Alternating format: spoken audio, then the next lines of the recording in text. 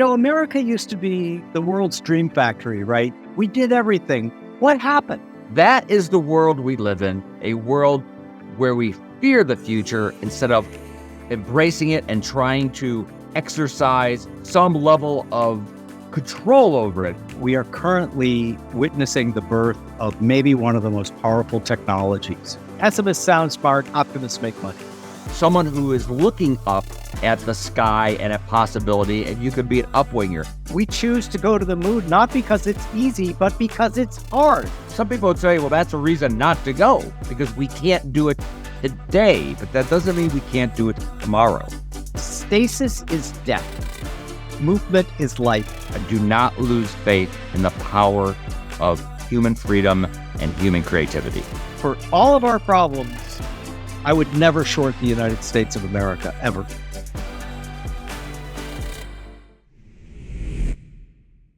Well, hello, everybody, and welcome to yet another Infinite Loops. I am super excited today, and I've been looking forward to my current guest for a long time.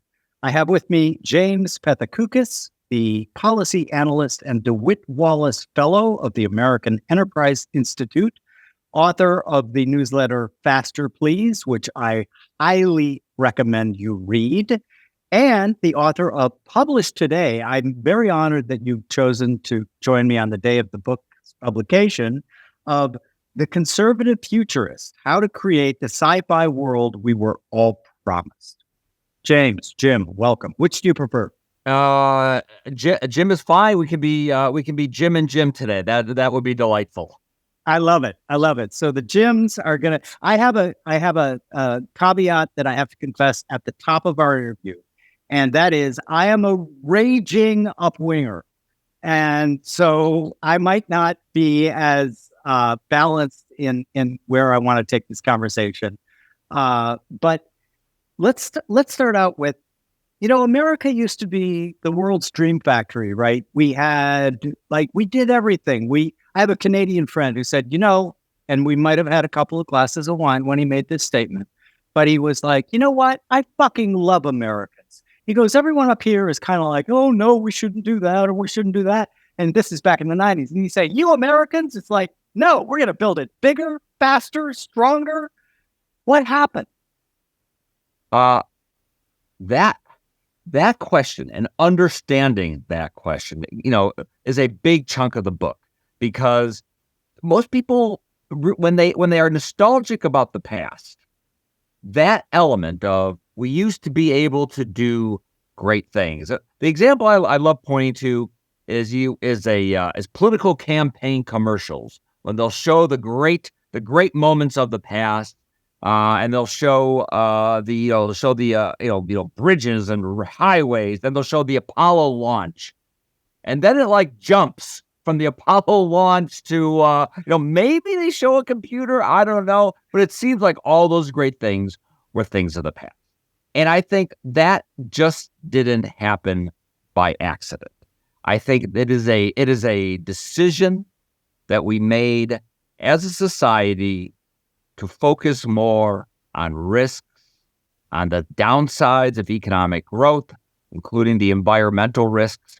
I think that's this attitude, supported by a culture that gave us, and particularly, and I don't think it's insignificant, our art form that talks about the future is science fiction. And we've had a science fiction that has painted pictures of dystopia and gloom. It is no, Jim, my friend Jim, it is no coincidence. It is no coincidence that we've had this AI breakthrough, which we all got to enjoy for about 30 minutes. And then after 30 minutes came the stories about massive job loss and the robots killing us after they take our jobs. And the example in every newspaper article was, it could be a Terminator-like scenario where the robots and the AI become sentient and decide to eliminate mankind. That is the world we live in, a world where we fear the future instead of embracing it and trying to exercise some level of control over it. And by control, I mean solving problems through economic growth and technological progress. And then we'll see what happens. Boy, again, like I said, I am a raging upwinger. I'm also the chairman of Stability AI, which is the largest open source foundational model building company in the world. And like the whole AI thing just drives me to the point of distraction. Like we are currently, in my opinion, we are currently witnessing the birth of maybe one of the most powerful technologies, but it's a tool that we can amplify human intelligence and creativity with. It is a tool for medical breakthroughs, for teaching kids, for taking care of elders instead of putting them away in a room with nothing to look at. And the use cases on the positive side are limitless. I am not Pollyannish or Panglossian about this. Do I believe that AI will also present a new set of problems? Of course it will. Anything that advances us as a species always comes along with new problems, hopefully better problems. But we really, when I see the whole precautionary principle being invoked, the whole, no, we best not do that, it just, to me, it reeks of stasis and death, right? This attitude that no, progress is bad, the future is bad, and I completely agree about sci-fi. I'm a huge sci-fi nerd, and it's like when getting ready for this chat, I just started like looking at some of sci-fi over the last 30, 40 years, and it all is just one big hellish dystopia. And are you familiar with the website What the Hell Happened in 1971? I am not. Okay. It's basically advancing what I think is our mutual view that like we used to be, we had JFK. We choose to go to the moon, not because it's easy, but because it's hard. We are going to do that. And like, we didn't know how to get to the moon, but we needed that. We had to invent stuff. There were things that needed to be invented. It wasn't all off the shelf. In fact, in that famous speech that he gave at Rice University, he said, we're going to have to invent a lot of things. That's why it's not going to happen today. And some people would say, well, that's a reason not to go because we can't do it today. But that doesn't mean we can't do it tomorrow. Totally agree. And I mean, there's just so many ways that I want to begin the conversation. Let's start with your book. Okay. So it's really a blueprint. But I also have the question, like the old political labels, I think are antiquated and they really don't describe where people find themselves today. And that's why I love your embrace of this French Revolution term, upwinger, downwinger. So why did you choose to call it the conservative futurist rather than, the upwinger? I know you did. I know why you didn't choose upwinger because nobody knows what that is. But why? Why? Jim, you sound like the book company. Nobody knows what it is. No, I wanted to listen. To me, it was kind of like a truth in labeling. Like I'm a conservative, and we can talk about what that means because who knows what that means right now. People have different views. But I consider myself a conservative. I work at a center-right think tank, so I'm not going to pretend that that's not where I'm coming from. But I think what's really important is that if you think we humans have the tools or should build the tools and have the agency and have enough wisdom to solve problems and create a better future that we would want to live in, then that makes you, to me, not just someone of the left, of the right, but someone who transcends those labels, someone who is looking up at the sky and at possibility, and you can be an upwinger. And again, I think there are upwingers on the right. I think they're on the left, just like I think there are downwingers on both sides. People who say, you know what, technology is only going to make our life worse. We need to close it. We need to close our economy. We need to be a drawbridge up society. The disruption that progress and technological change and growth will inherently cause, just not worth it. Again, you can find those people on both the left and the right. Absolutely. And that's why I think that those are no longer useful terms, right? And one of the things that I love about your approach in this book with the blueprint is this notion of upwinger versus downwinger. So as I said, I'm a raging upwinger, and I'm going to let you define that because I love the terms and I think they're far better because like we don't need the old ideologies to say like, we're programmed a certain way, right? And if you make it a left or a right, if you're programmed left or right, you're going to embrace that particular dogma. And that's why I love the introduction of the old and yet new to many term of upwinger and downwinger. Give me the classical downwinger first. I think the classical downwinger really is better safe than sorry. That should be what guides us. And if you're looking for a shorthand sort of way a question to ask to reveal someone as a downwinger, you can ask them about where do they stand on nuclear energy. And if the first thing they say is, when I've done this, I hear a scrambling for negative things. It's too expensive. What are we going to do with the waste? And when you really dig down to it, a lot of people, for instance, who don't like nuclear, they worry that it will work, that it will increase economic growth, that it will increase consumption, because they're against all those things because they view us as a society of limits, a society of constraints, and eventually we'll run out of anything. And the other issue I'd like to point out to people, what do you think about the issue of housing and people who are like classic NIMBYs, we don't want to change the character of the neighborhood, and and what if if they're honest, what if the wrong kind of people move in? And I'll find that on those two issues, on energy and housing, you can find upwingers on the left and the right and downwingers on the left and the right. And while it seems to be like that, all downwingers are sort of different. They all have their own little reasons for not liking these policies. In a way, all upwingers I find are fundamentally the same, is that they believe we can do stuff, that we're not stuck. And if we're stuck, that's a problem, and that's a problem we need to solve. So those two issues I use often as well. I sort of I don't like either or deterministic thinking for the most part, because life is probabilistic, not deterministic in my opinion.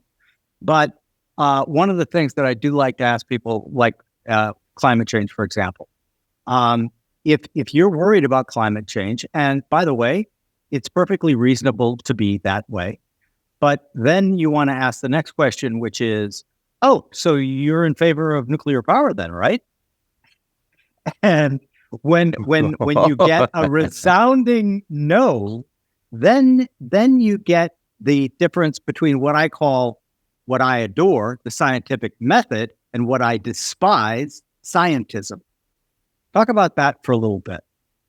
I think to me, like the perfect example of the exact scenario you just talked about, is, and how it also relates to the notion of sci-fi. There was recently a big budget TV series on Apple called Extrapolations. So I'm watching this Extrapolations, expecting, given who made it, to be a very rooted in real science, not pseudoscience, but real science.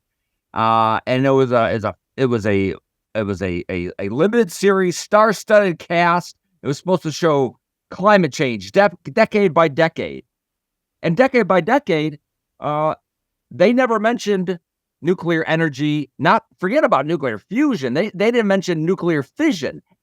Like, it never came up. It immediately embraced the idea that the world was going to hell. We should put businessmen on trial. And yeah, we're going to survive, but only by, the skin of our teeth. And that was just made. So even though we have, I think, this emerging nuclear renaissance, we have interesting developments in these smaller reactors. We've had these huge advances in fusion. none of it penetrated the filter, which is the future can't be better. Oh, and by the way, AI, we really can't do that either because it uses too much energy. So sorry. It baffles me because you're right. I call myself a rational optimist because that means that I am fully aware that the progress that we will make will come with problems. If you're not, then you're not thinking about it seriously. But the idea, what I looked at as kind of this ossified belief system that is just bizarre to me. That Karl Popper talked about this endlessly. Possibilities of the future are infinite. He says it is our duty, it's our moral duty to be optimistic about things, because if we're not, it will lead to basically ensuring ruin for society. But let's also note, this is nothing new with humanity. The Malthusian cults, the Club of Rome, we've been thinking this way a long, long time. And David Deutsch, in his book, The Beginning of Infinity, covers this, I think, brilliantly. And he talks about the failed civilizations of the past were so poor. They were so fragile. They had no technology. And it seems to me that, like, the World Economic Forum seems to be making their platform, oh, let's go back to that. What do you think do you think it's ideological? A thesis that I have is that you're seeing all this doom about things like AI because follow the money, follow the power. AI is going to be very troubling, in my opinion, to people who are currently in power, because it's going to uncover lots of naked emperors. And then when you put it in that context, well, of course, if I'm currently on top of the heap, I'm the king of the world. Of course, I'm going to say it's going to kill everybody because I don't want to give up my power. Do you think that's just a little too crazy of me to think that way? To me, there's no way not to expect there to be. Listen, and we could talk about lots of different technologies, things are going on in space. We've talked about energy. Obviously, AI is the thing which really seems like it's what economists call a general purpose technology. Something significant that will just diffuse throughout the entire economy. And if it is what I think it is, what I think we all should hope it is going to be disruptive to everything. It's going to be disruptive to how we do our jobs. It's going to be disruptive to how we do science, how we sell products, how we govern a country. And to think, if it is as disruptive as what we think, that the exact same winners of the last phase of our society will be the exact same people, I tend not to think so. And that means people who had one way of governing a country, one way of running for an election, that way may need to change. I think when you get down to it, we have, I think, built into us this aversion, many of us, aversion to taking big risks. We value losses more than gains. These behavioral economists will talk about a status quo bias. And I think that's built into us. And when humanity had no examples of progress, I can understand why those biases would be so powerful. But as the saying goes, at least for modern society, we see nothing but progress behind us. Why should we expect nothing but catastrophe ahead of us? So I think we're hardwired to some degree, but I also think we have a lot of people for ideology making that case, appealing really to our very worst hardwired impulses. And when you also have people, I think more to get to your point, when you have people, I don't like being a super skeptic. Would all the people who already have the AI large language models say, why you grandfather us in to the system? And those other guys, you got to be careful of them. They're not responsible like us. We better get the AI agency. We better get that up and running so it can, evaluate over many months and years the other AI models, the risky ones, not ours. I am a little skeptical that that's an incumbent gaming the system, for their own advantage. I don't think I'm 100% sure of that, but I wouldn't rule it out. I think I try to think probabilistically about all these things, and I think the probabilities are far greater than 50% that is one of the driving things going on here. Regulatory capture is as old as politics, and unfortunately, people have just gotten much, much better at it. Special pleading, and as you say, you're absolutely right. It's all the people who already have the large language models who say, "Ooh, we better regulate this stuff." And of course, if I've got a multimodal AI and I have bad intentions, of course I'm going to ask to be regulated. I'm going to beg to be regulated because I want to keep the real innovators away, right? I mean, that's natural economics. They have both the models, and they have the very nice offices in Washington, D.C., full of very, very smart, highly trained professionals ready to work the system. So they have the technology, and they have that as well. And a startup, they're working on the technology, and they certainly don't have a fancy office building near Capitol Hill ready to descend on Congress and make the case why the regulations should really crack down on the other guy, because they can manipulate the system. They have the money. They have the money to weather any kind of regulatory storm. The startups don't. And the thing that puzzles me is that we here in the United States are living, breathing examples of an up mentality, right? Of an upwing mentality. America basically was founded by people. There's a good book. Well, actually, the title is the book, really. It's called The Hypomanic Edge. And it talks about why a little craziness made America the greatest country in the world. And he posits his thesis that, okay, so who are we populated by? Well, the people who came here willingly, right? They weren't brought here in servitude. But those who came here willingly, what kind of person was that? Well, that was the kind of person who was willing to leave everything they knew, their family, their home country behind in search of a better life. So in other words, they were risk-seeking people who came to this country, not risk-averse people. I joke with all my Canadian friends that all the risk-averse people moved up there when we had our little cousins quarrel with Great Britain.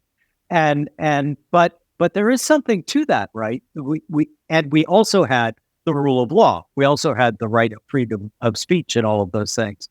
And so it puzzles me that when we look at the massive accomplishments of the United States, of space travel, of the cure for polio, of the rapid coming up with the technology for a COVID cure.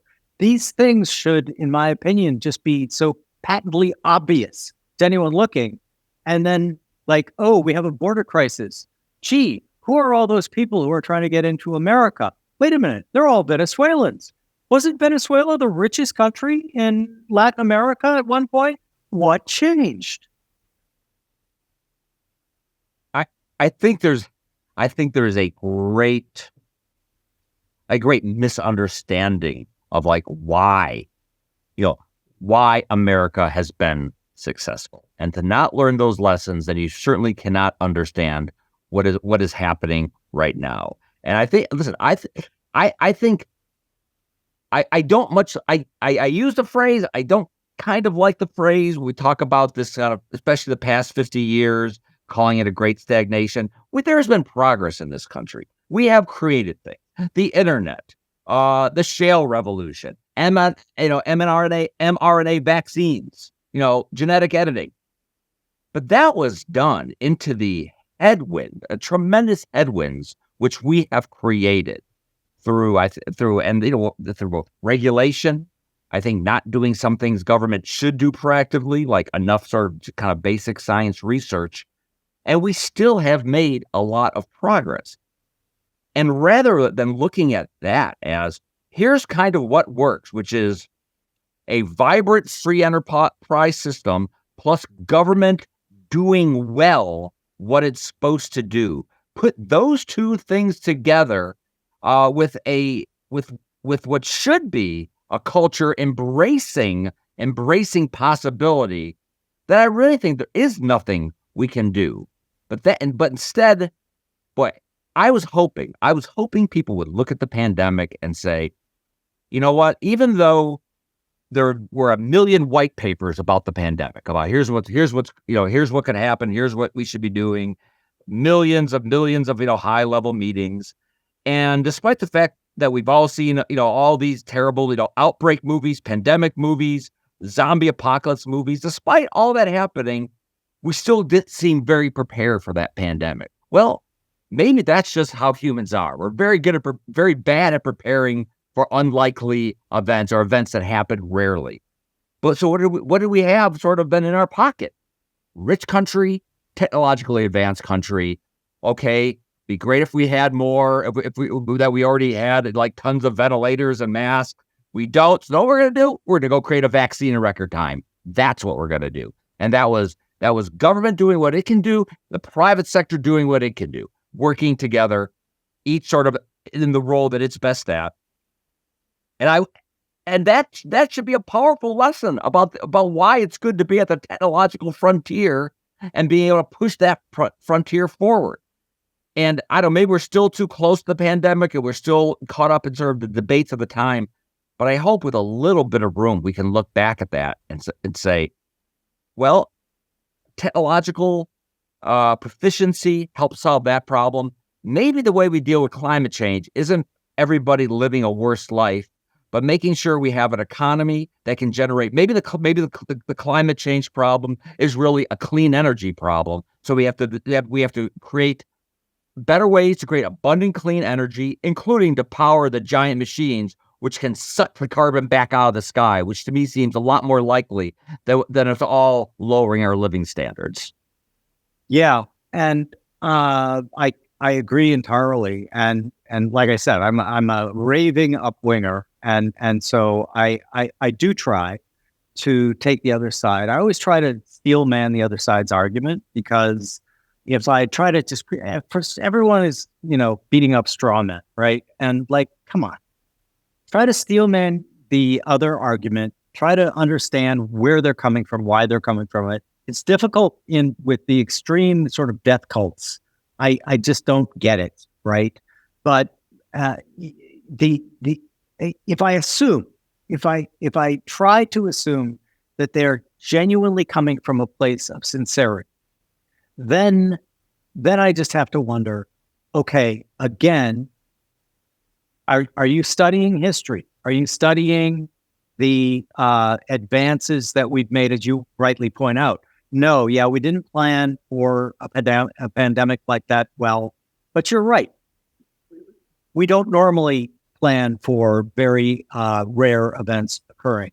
But the story that I find fascinating that you highlight is, look at how quickly we came up with the mRNA technology platform. And by the way, it's not going to be just a great platform for COVID.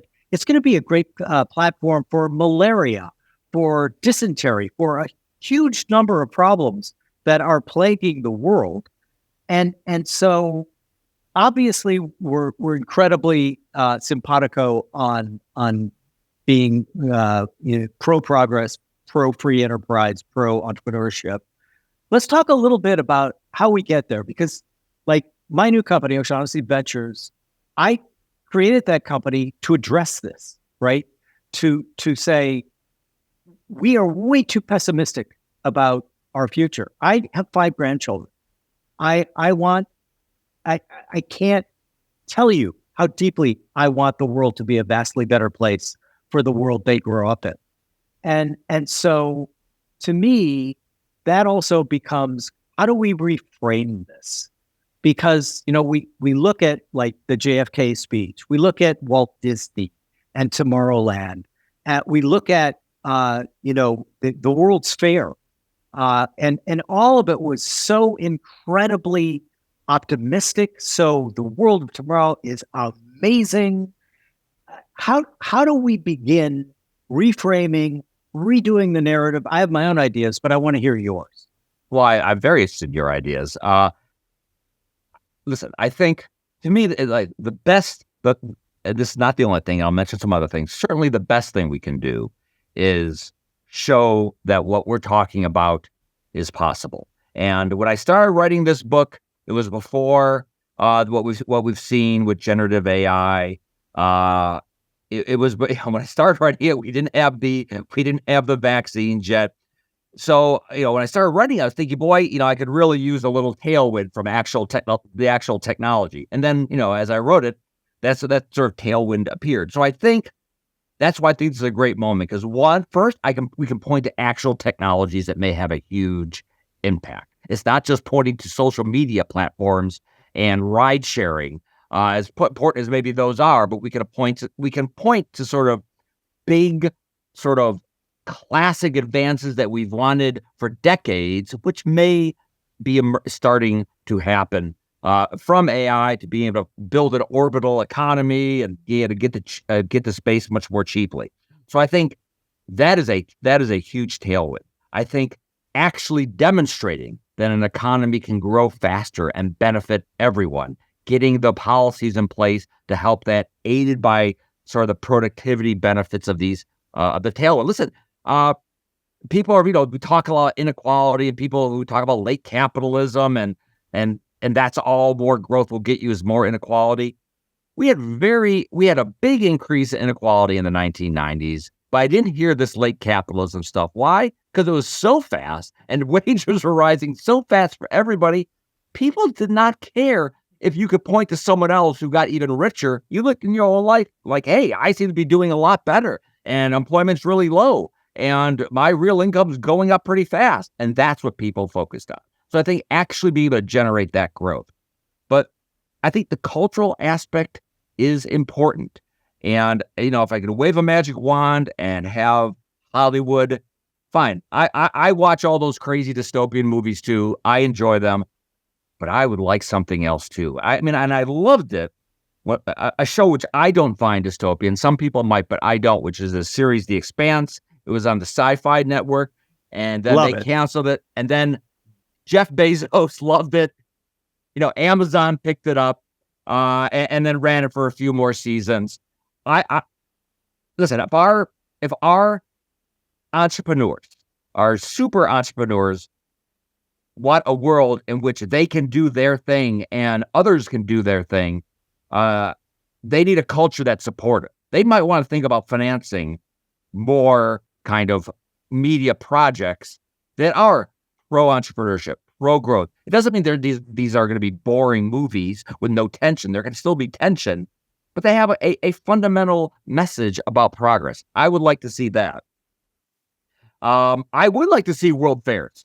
I would like to see, what a modern world fair, pro technology in the U.S., movie studios helping create it. I would like to see what that would look like. I'm willing to give that a shot. And I'll let you give me my ideas. I just want to mention one minor idea, because it drives me crazy.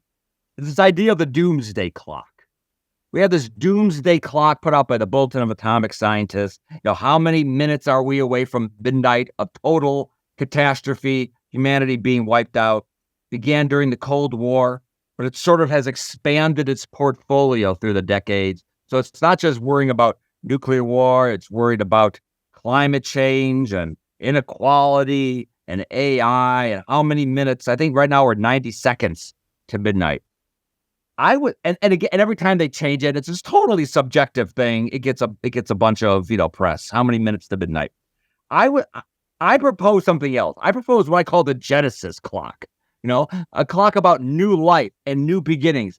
And instead of being how many minutes to midnight, how many minutes are we from dawn? From the dawn of a new age of abundance and prosperity.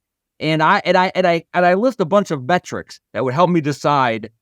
Still somewhat subjective. How many minutes from dawn? How many people are in deep poverty still? If that's decreasing, well, we move closer to dawn. What do our cancer cures look like? Where are we in AI? Do we have driverless cars yet? So we can reduce traffic. I come up with all these different sort of criteria to help evaluate how close we are to, I think, a world of greater abundance, less poverty, because the book just isn't about us doing well in the United States. I am not going to tell people who live in poverty that they cannot live like Europeans and Americans and Japanese. Environmentalists say that is a reality they need to accept. They will never live like us. In fact, we shouldn't even live like us. No way. I think that is a loser message. That is a message that will never be accepted. It is a dead end. And even better, we don't have to do it. That doesn't have to be the path. We can actually have a path where we all live better together. I could not agree with you more. I love the Genesis clock. In fact, may I get your permission to steal that from you and create one and turn to you and some of your ideas for how we move it forward and back. Yes, I love that. Yeah, because that you're in the right framework of reframing, right? And people don't understand how important the frame we look at things through is to us and our emotions, right? Like I always give the example when they first came up with life insurance, they called it death insurance because that's what it was for. It was for when you died. So they were quite literal and they said, this is death insurance.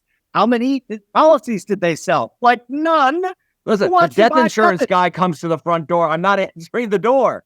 I'm turning off the lights and being quiet. I'm not here. We reframed it to life insurance, $1 trillion industry. That's great. So the framing is so important. And like O'Shaughnessy Ventures, we have an infinite films division and we have an infinite books division. We're publishing, we hope to, I shouldn't speak out of turn here, but there's a incredibly talented author who his answer to Black Mirror was to write White Mirror. And it's all stories about that you're asking for. And because I truly and deeply believe that we've got to reframe first. And we've got to get people to, and I love the Genesis clock. That is such a great idea. Because the other one, evolution made fear the central emotion that dominates us, I think.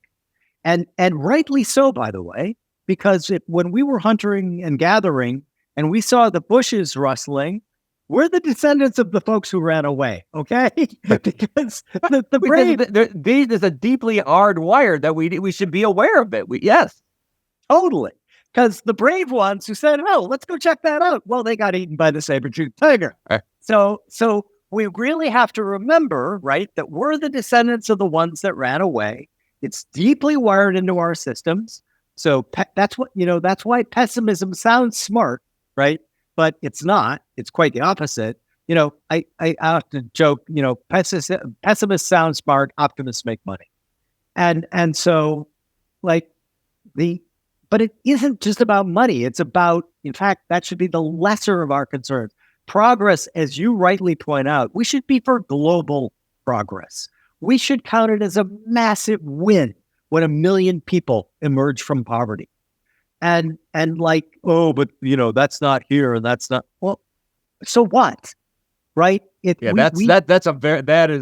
is you're saying when someone makes that statement about it doesn't matter that the number of people really a secular miracle, the decline in really deep poverty. Someone who says what do I care? They're making a very disturbing statement about themselves and their preferences and the way I hope those people are a small minority, but there may be more of them than what I guessed. Yeah, and I think that there's a lot of people who just this isn't their thing, and that's fine. That's absolutely fine.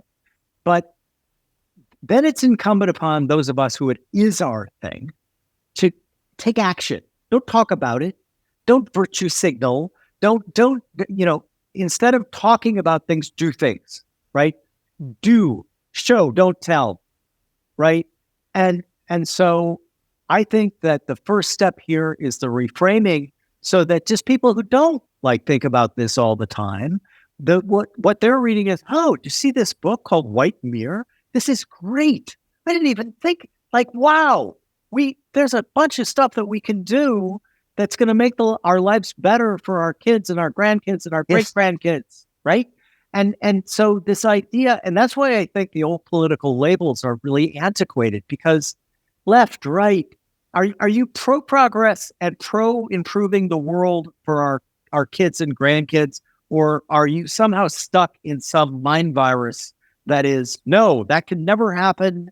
And, I'm a huge fan of Lao Tzu and the Tao Te Ching. And he talks about, basically his message is stasis is death. Movement is life. He says, what is stiff and inflexible is a disciple of death. What is soft and yielding is a disciple of life. Hard and stiff will be broken. Soft and supple will prevail. He wrote that in whatever BC. Like, these are not new ideas. That is great economics. A society, an economy that is not dynamic, that is an economy of stasis, where people's jobs don't change, where you think you're going to be at the same place for the rest of your life, where there aren't new companies, where the old companies are unchallenged. I understand why to some people that might be appealing. But that is an economy that is unable to solve problems for its people. That is an economy unable to provide opportunities. And even though an economy where it's the same, big companies year after year, and they guarantee your job, and and you can do your job the same today as tomorrow, that may seem like an economy of stability, but it is a brittle economy. It is an economy, and when we had a little bit too much of that going into the 70s, the U.S. economy didn't look particularly healthy. And I love this sort of the naturalistic version, because that's the example I use in my book, that the solid oak tree may look like that is stability personified, but you get a crack in that oak tree, a big crack, that tree's dead. A blade of grass will bend here and there. One of these will survive a hurricane, one won't. And I don't know if I sound like a philosopher, but be like the blade of grass, my friend. Absolutely. And you know what? That's what the economists, as you well know, it was a political economy, and it was all philosophy. It all started as philosophy, right? John Locke, philosopher. Adam Smith, philosopher, who happened to write some really fascinating things that were very pertinent to how one grows an economy well and continually. And so I think there are green shoots, though. And I'll give you an example, and then I'd like to hear some of the green shoots that you see. Like O'Shaughnessy Ventures, many of my employees are quite young. They're members of the Generation Z, Zoomers, and I'm continually impressed by the creativity, by the willingness of these young people to embrace not the 9 to 5. That they're the opposite. They don't want the gold watch. They don't want the monotony of a 40-year career doing the same thing, and so. They're digital natives, true digital natives, right? So I'm 63. I came of age. I went from age 10 to 20 during the 1970s. Let me tell you, you don't want to come of age in a decade like the 1970s, because they sucked. They were awful. And then, like, everyone was so depressed, and even the culture. That's when you started seeing all of the movies where the bad guys won, where at the end the plane crashed and everybody died. And mercifully we bounced back from that. We got Morning in America again with Reagan. But Bill Clinton was also incredibly optimistic. This is not a party issue. And I think we need to get beyond, I'm a Democrat, I'm a Republican, I'm an independent. It's no longer an issue of party. And that's why I think the reframing of this is going to be really helpful, because, look at what's happening with the general public's view of our politicians, our big companies, our large media. Like, they're all in the toilet. Every time you think they can't go lower, they go lower.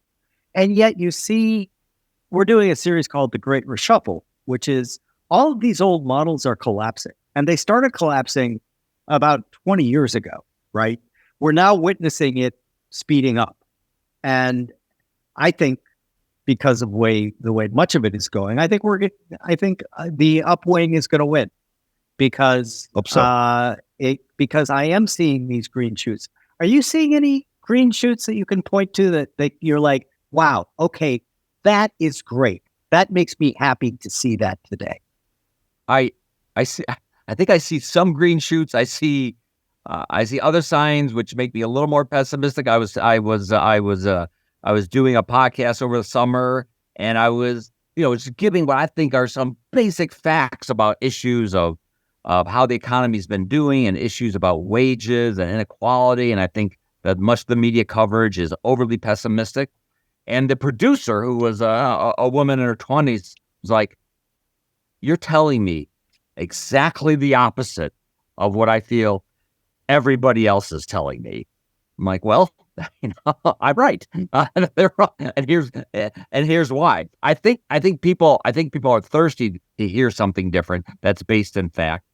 But I think the digital native part, which you mentioned, is really important because many of the criticisms that I heard about social media platforms, and we're hearing them about AI, are these issues of disinformation and people being tricked by phony videos. I really think that is a phenomenon of older people and not younger people. I think younger people have been online enough, and they have and that they don't naturally think that they see a video of something. Their instinct is, okay, they probably set that up, or that. They're very skeptical of everything they see. So I find it very hard to believe that anyone, certainly under the age of 35 or 30 is going to, they go into this thinking that there's probably another side of the story. So I that's why I don't worry about those kinds of issues, even though Lord knows there's a million conferences here in Washington, D.C. about those exact kind of topics. I'm also really enthused by the number of people I see on social media who I can gather are younger, who look at what's happening, I think particularly with nuclear energy, and are saying, wait a second. I've been told my whole life that this climate is ready to collapse and life will be worse. And you're telling me that this could have been entirely avoided by having coast-to-coast nuclear reactors, and we decided not to because of an accident in Pennsylvania where nobody died? What? I'm sorry. What did we do? That's right. I'm confused. They go, no, you're not confused. You understand it perfectly. That's exactly the choice we made. And I think that issue in particular, not to harp on it, really, I think, undercuts the sort of downwing message, because a lot of that those people today really tend to focus, particularly on the left, about we can't have progress because of the climate, yet because of the lack of progress, that we have this climate problem, which, as I said, is really a clean energy problem. And the fact that we don't have, this is not an economy run on clean, not just clean carbon, clean to all kinds of pollution. Why that's not our economy, that was a choice we made. It was not a technological choice. It was a political, cultural, and societal choice. So I find people who seem to be waking up to that online, I find that super, super encouraging. Listen, I also find encouraging that my friends who are left of center have finally noticed that it's hard to build something in this country. Now, welcome to the party. Better late than never. That's great. We're not going to, listen, this is a judgment-free zone, Jim. We're not going to say, well, where were you back in the, no, we'll say, fine, you're here now. Let's solve that problem. Let's make it easier to build things. Let's, make it easier to build everything from electric transmission lines to housing density. That, to me, that is one of the more reassuring developments. I hope that continues, because we need all the help we can here, because we're moving against 50 years of the momentum in the other direction that we're trying to turn around. Totally agree. And I always look for things to root for as opposed to things against.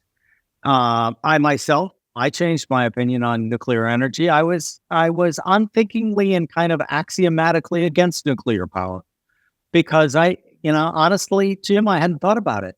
And it seemed obvious, right? Because, oh, look at the accidents, look at all of this. But then when I started like really investigating and really thinking about it, I totally changed my mind. I'm like, because I was worried about climate change. I was like, okay, this is a problem that we really need to address. And then you kind of go, well, what do we have on hand right now that could ameliorate this problem, if not ultimately eliminate it down the road? Nuclear energy.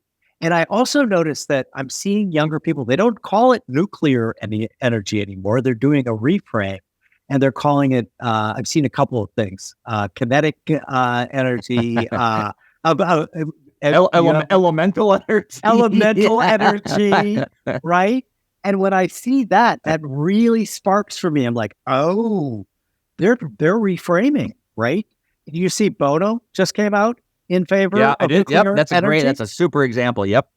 And so I think that what I'm rooting for, and I think you're rooting for in your book, is, you know what? I don't care what you used to believe. I really don't. I believe that we should all welcome people, no matter what their priors were, right? If they were left, they were right, they were center. I don't care. It's like, this is a much better way to sort, right?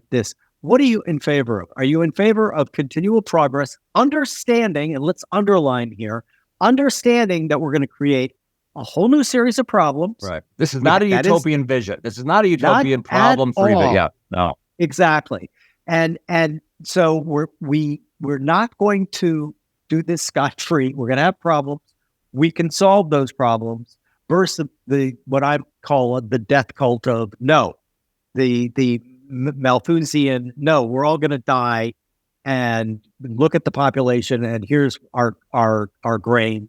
And mathematically, by the way, at the time, he was right. His math wasn't wrong. What he failed to understand was he thought that he knew everything that would transpire in the future with great certainty, right? And now we're back to David Joyce in the beginning of Infinity, right? David Deutsch does a masterful job of pointing out, hey, what were people thinking about nuclear power and the internet in 1900? They weren't thinking about it at all. No. That's a great point. That's a great book. One thing that also sort of makes me more enthusiastic is, I mentioned, boy, it'd be great if some of our billionaires would finance some upwing kinds of media. Well, one great thing about the internet is we can do it ourselves.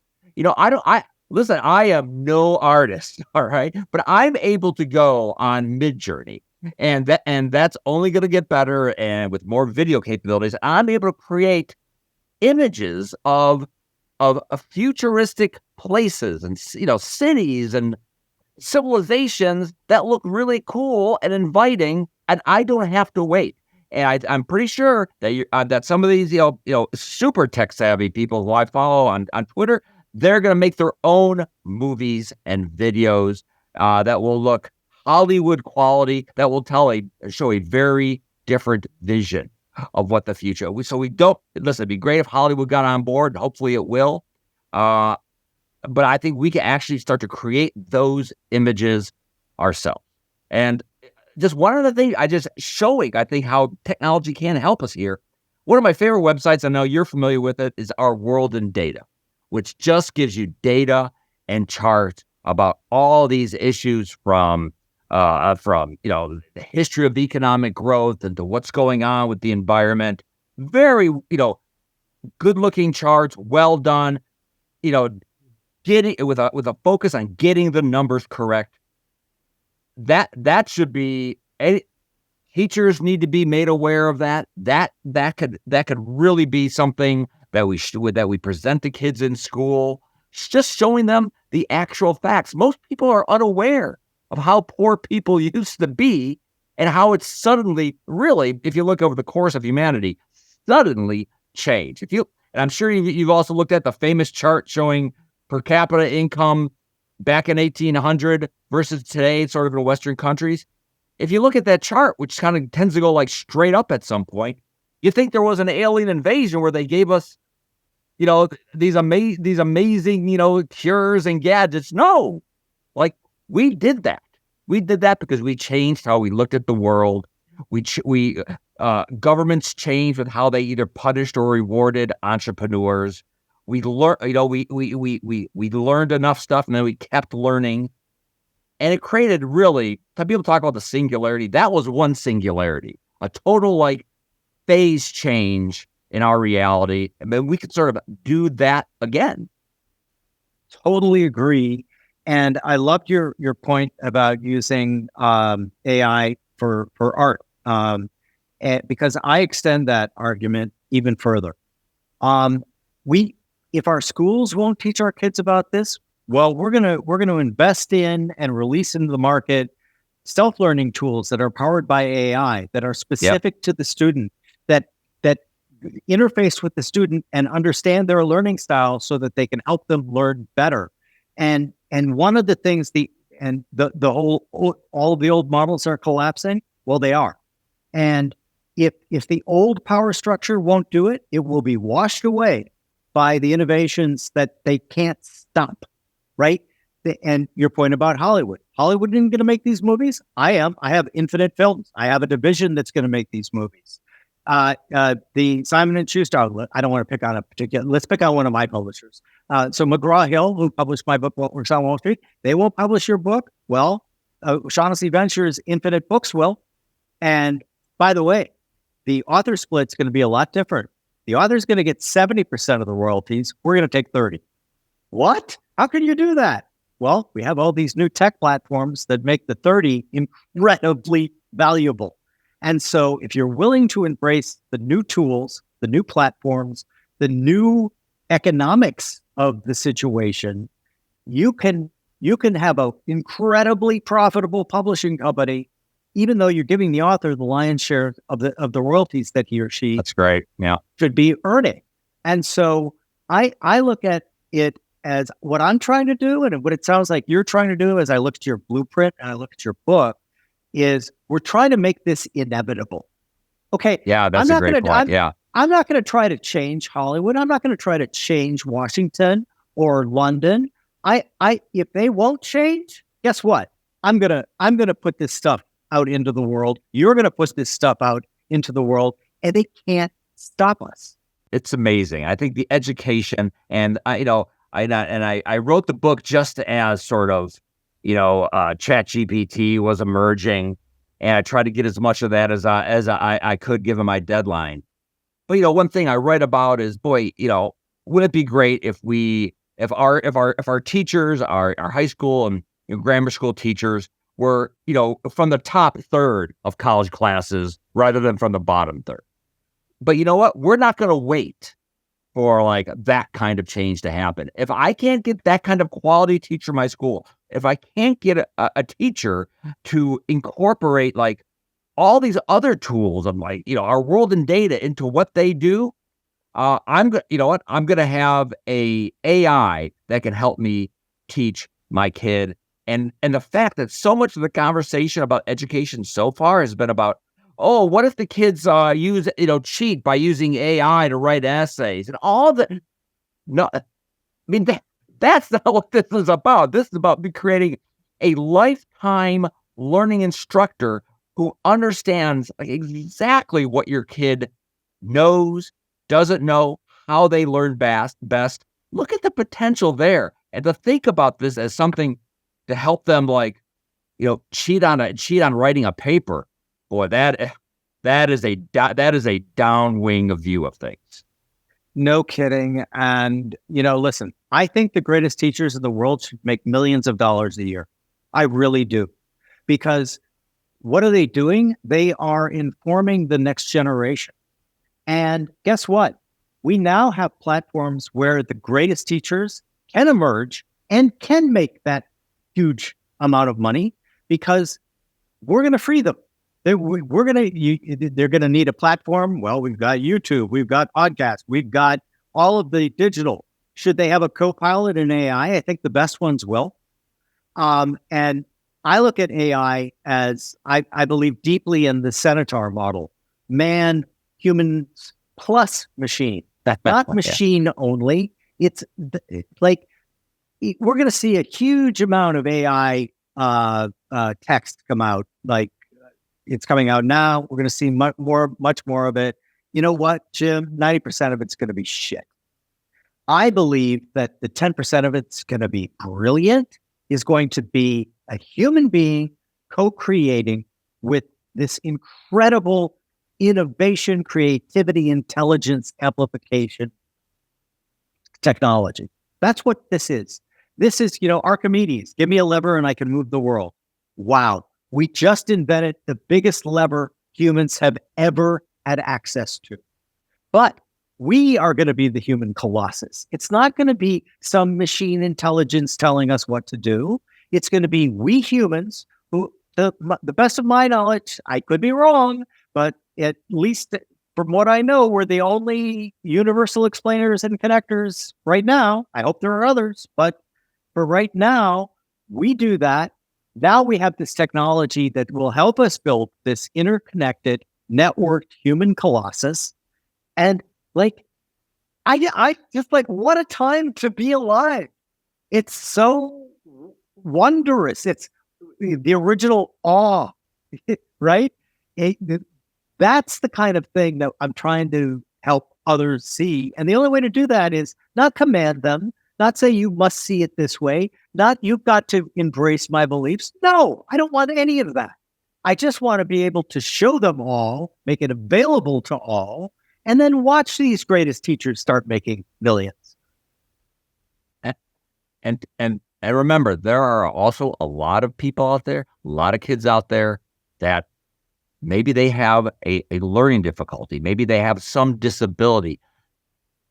AI is going to help that. I don't want to necessarily talk about miracle cures, but what we've seen in biotechnology and with AI, perhaps accelerating that progress, we have a healthier species to learn and connect. We're not even talking. Imagine that, and imagine that. I mentioned Soylent Green in the book. Remember Soylent Green? But I always think of it's people. That's right. But you know what?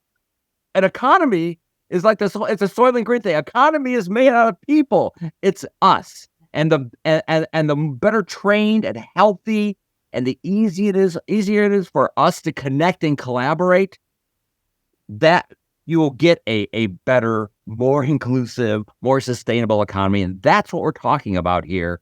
Not about, robots doing everything and everybody else just getting a universal basic income check as we sit in our, tube apartments wearing goggles, VR goggles. That's not the future. I could not agree more. And I want to underline what you said. That's what the economy is. It is we humans. It reflects, what do we desire? What are our hopes? What are our dreams? Why do free markets cure? There's a great book called The Genius of the Beast, Radical Revision of Capitalism, in which the author is all of these religions from Christianity all the way down promise, we're going to take care of you. We're going to make sure that everything is great. And what's the only system that ever delivered on that promise? Free markets are the only thing that ever delivered on that promise. So what do I want? I want everyone in the entire world to be healthier, smarter, longer lived, living in a world of abundance, not a world of scarcity.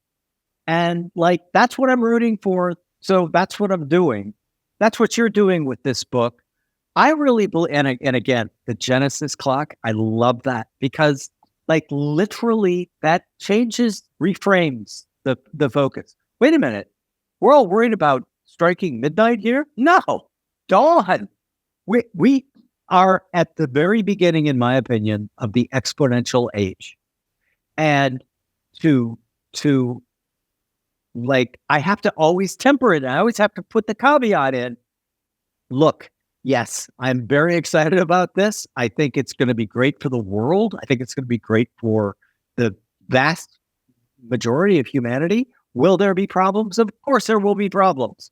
But can we try to move off the zero-sum thinking? Can we try to move off the scarcity mentality and move towards positive sum results? That's another one of the basic premise of my company, O'Shaughnessy Ventures. We will not do negative sum or zero sum transactions. We just won't do them. So we have an adventure arm, right? We call it Adventures, which is what they used to call venture capital, which was great. But the really original name that I loved even more was they used to call venture capital Liberation. I love that. That's great. Because what it did was it liberated these creative, innovative minds to, hey, let's make that in our garage. We'll give you some money for that. But so do we invest in zero-sum things? No, we won't. We simply won't, no matter how lucrative they are perceived. Like, so for example, I'm sure you are aware of payday lenders, right? Now, it's just my opinion. I'm not going to inflict my opinion on anyone else. But my opinion is they are predatory and they are zero-sum. And so even though they're incredibly profitable, many of them, I'm not going to invest in them. And I just believe, Carl Jung said, we are not what we say we will do. We are what we do. And so I'm trying to be as proactive as I can be. You are doing it with your books. I mean, there are a lot of people, and that's the other thing, another green shoot that I see.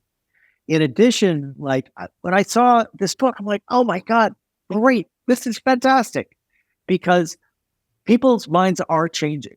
We can't command them to change. That's the mentality of the downward thinking, right? I can't change another human. I can't command, I can compel them at the point of a gun, sure. But can I change them? Can I change their inner attitude? No, they can do that. All we can do, I think, is to give them reasons to think, oh, wow, maybe that is a good idea. With the blueprint in your book, before we end here, and I warned you that this would go long because we have. I've loved this. It's been great for me. Just give me three things that in your blueprint that you have in the book. Give me the three things that you think like we could actually get these three things done. Well, listen, I have a list, but if I'm gonna talk three, one is, let's put the 70s behind us. All right, let's put the 70s, that kind of regulatory approach, which at its heart, it was very skeptical of the whole notion of material progress.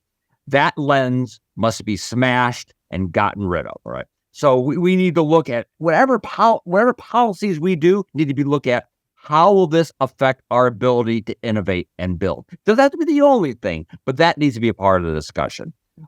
So that's one. Two, I think it was a huge, huge mistake that we did not follow the Project Apollo with Project something else. Now, I'm not sure that's something else. Maybe it was going to be Project Nuclear Fusion. I don't know. But I would spend as a level of the economy on science investment what we did back then, which would be like tripling what we spend on science research. I think both those things are super important. I would not strangle this AI revolution. I would let 1,000 million models bloom. And I'm gonna throw a quick fourth thing in there. Elon Musk, who has become a controversial character because of Twitter. I don't care about Twitter Musk. I care a lot about Tesla and SpaceX Musk. And I heard Elon Musk say this in person. He says, if you want to do a great things with your life, there's no better place to do it than the United States of America. I'm an American, and the day that we can't say that, where the U.S. is not the greatest place, do great things with your life, and if people who want to do great things want to come here, you will be welcome. So I think that attitude also extraordinarily important. Oh, also, I'd build a moon base. I'd build a moon. I think there's good reason for it. Well, I want to toss that in there. Why not? The idea that of immigration, that has been a soapbox I've been on for decades. We are still the country, despite everything, where the world's most innovative, clever people want to live and work. We should let them. We should not prohibit. We should throw open our arms in welcome for these people. Because, like, look at India. Like, they have one of the youngest populations, one of the best educated populations in the world. I have many colleagues at O'Shaughnessy Ventures who are Indian. Like, oh my God, they're like perfectly set up.